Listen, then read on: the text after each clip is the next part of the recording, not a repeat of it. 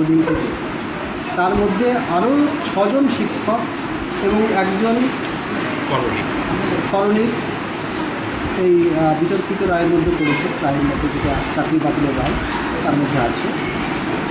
এখন আমি খুব চিন্তিত প্রধান শিক্ষক হিসাবে এই জন্যই যে এই 6 জন শিক্ষকের মধ্যে 3 জন হায়ার সেকেন্ডারি বিভাগে পড়াতেন।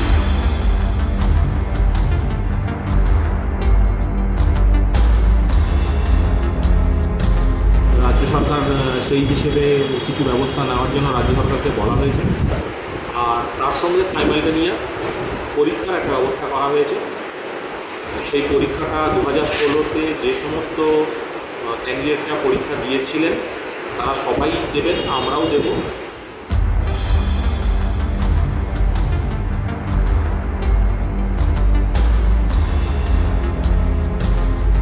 স্কুলে যুক্ত ছিল। আমাদের স্কুলে যেমন 6 জন শিক্ষক ছিল এবং সেই শিক্ষকরা যদি প্রথম দিন থেকে যেমন একদিন আসেনি, তাদের যেমন হচ্ছে অনেক শিক্ষা ব্যবস্থার অনেক ঘাটতি যে এবার এখন নতুন করে এই এইচএসের ক্লাস শুরু হচ্ছে, অবশ্যই সেই শিক্ষার উপর তো তার একটা প্রভাব পড়বে।